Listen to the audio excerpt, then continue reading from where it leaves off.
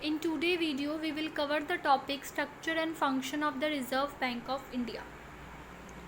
So let's start with the introduction. It is a central bank of India which is established in 1st April 1935 under the Reserve Bank of India Act, and it has 22 regional offices.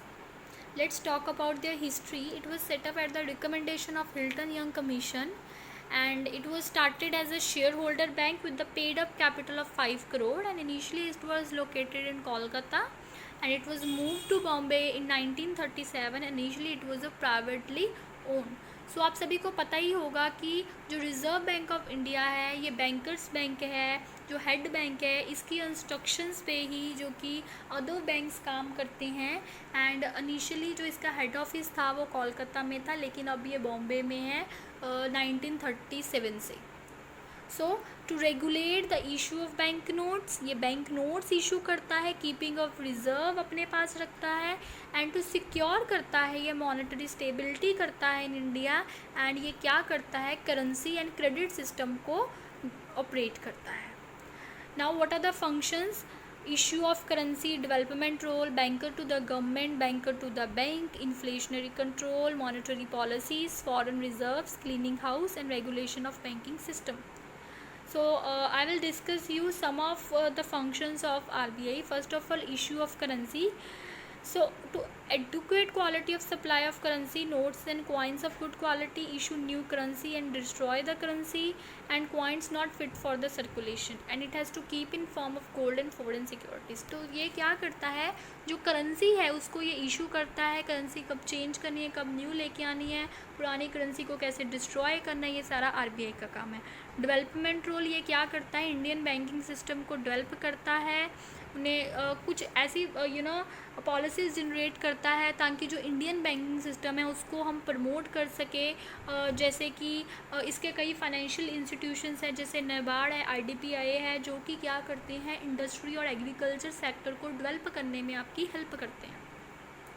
Banker to the government, obviously ये banker to the government है क्योंकि जो government की जितने भी expenses या incomes होती है उनकी जो डीलिंग है वो रिजर्व बैंक ऑफ इंडिया ही करता है। And perform all banking function for the central and the state government, and also their banking excepting that of Jammu and Kashmir. Maybe अब ये रूल्स चेंज हो गए हो as a new Jammu and Kashmir जब से India में add हुआ है, जब से न्यू रूल्स एंड रेगुलेशंस आए हैं, एंड ये लोन्स एंड एडवांस प्रोवाइड करते हैं लोकल अथॉरिटीज़ को और गवर्नमेंट को।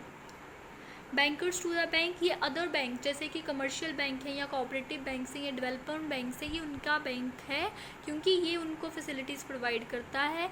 जिस तरह से इनकी रूल्स एंड रेगुलेशन होगी उसी तरह से अदर बैंक्स को काम करना पड़ेगा। जैसे कि ये कलेक्शन करता है, पब्लिकेशन करता है, गाइडलाइंस इशू करता है, इनवाइट एप्लीकेशंस देता है उनको। Role of RBI in the inflationary control, inflation क्या होता है, जब आपका स्टैंडर्ड ऑफ लिविंग रेट्स बढ़ते हैं या क्वाइन रेट इंक्रीज़ होता है तो उस केस में जो आरबीआई है वो बहुत मेन रोल प्ले करता है। ये आपके डिमांड और सप्लाई के लेवल को कंट्रोल करता है through the monetary control measures. पैसे की जो परचेजिंग पावर है उसको ये कंट्रोल करता है by issuing the more interest and less interest according to the situation of the marketing. See, as I said that to control the inflationary control करने के लिए मॉनेटरी पॉलिसीज़ बनाता है। अब यहाँ पे आया है कि हम मॉनेटरी पॉलिसीज़ कैसे बनाते हैं।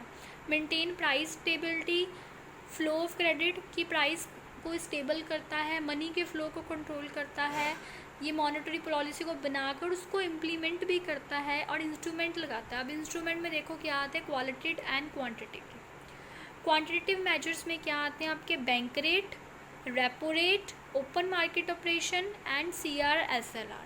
क्वालिटेटिव में direct action, moral persuasion, legislation and publicity. Bank rate क्या होता है, देखो बैंक रेट वो रेट होता है जिस रेट पे आरबीआई कमर्शियल बैंक्स को लोन देती है। तो जब भी इन्फ्लेशन आता है तो उस टाइम पे आरबीआई क्या करती है, जो रेट्स हैं, बैंक रेट है, उनको इंक्रीज़ कर देती है ताकि मार्केट में जो मनी फ्लो है उसको कंट्रोल किया जाए। Repo rate, whenever the bank have shortage of fund they can borrow it from the central bank. Repo rate is the rate at which our banks borrow currency from the central bank. So repo rate एक वो rate है जिस rate पे commercial bank loans लेती है reserve bank से. So a reduction in repo rate will help banks to get money at the cheaper rate, and when repo rate increase borrowing funds. So जब repo rate बढ़ जाता है तो जो क्या है सेंट्रल बैंक जब रेपो रेट इंक्रीज़ कर देती है तो मनी लेना उतना ही, लोन लेने उतने ही डिफ़िकल्ट होते हैं, और जब रेपो रेट कम हो जाता है तो मनी लोन लेने उतने ही ईजी हो जाते हैं कमर्शियल बैंक के लिए भी और जनरल पब्लिक के लिए. Reserve repo rate, it is a rate at which the bank parks surplus funds with reserve bank, while repo rate is rate at which the bank borrow from the central bank.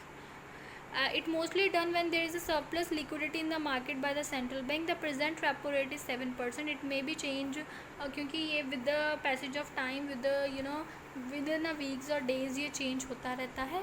तो reserve repo rate क्या है, इन which bank जो अपना surplus fund reserve bank से लेती है, this is the reserve repo rate. CRR, that is the cash reserve ratio.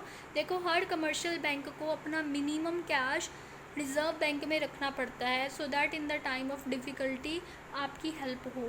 तो CRR भी ये RBI ही डिसाइड करती है. तो जब मनी फ्लो मार्केट में ज़्यादा होता है तो CRR है जो उसको बढ़ा दिया जाता है, जब कम होता है तब CRR को भी कम कर दिया जाता है. सो हम सिंपल वर्ड्स में हम ये कह सकते हैं कि जब जो बैंक्स हैं वो रिज़र्व बैंक बेसिकली ये चाहता है कि जो मार्केट में मनी का फ़्लो कम हो जाए तो वो CRR को बढ़ाएगा. अगर वो ये चाहेगा जो मनी का फ़्लो ज़्यादा हो जाए तो वो CRR को कम कर देगा. SLR is statutory liquidity ratio. इसमें क्या है, जैसे CRR में हम मिनिमम कैश रखते हैं, यहाँ पे आपने मिनिमम अपनी सिक्योरिटीज़ रखनी है, जैसे कि बॉन्ड्स हो गए, शेयर्स हो गए, वो किसके पास रखनी है, RBI के पास. ये भी इसका भी एक रेट फिक्स्ड होता है, और ये भी जिस तरह से CLR वर्क करता है इसी तरह से SLR वर्क करता है, दैट कि मनी फ़्लो को बढ़ाने के लिए इसको कम किया जाता है और मनी फ़्लो को कम करने के लिए इसको बढ़ाया जाता है. Now the next is a qualitative measures. उसमें सबसे पहले आता है डायरेक्ट एक्शन, कि सेंट्रल बैंक डायरेक्ट एक्शन भी ले सकती है, जैसे कि रूल्स एंड रेगुलेशंस को इशू करके. मॉरल परसुएशन, जिसमें सेंट्रल बैंक क्या करती है, गेट क्रेडिट सप्लाई एक्सपैंड और कॉन्ट्रैक्ट बाय मॉरल परसुएशन में प्रोहिबिटेड और dispute commercial bank to deal in the speculative business. तो इसमें क्या है, वो सीधे कमर्शियल बैंक को गाइडलाइंस इशू करती हैं कि उसने किस बिज़नेस में काम करना है, किस बिज़नेस में काम नहीं करना है.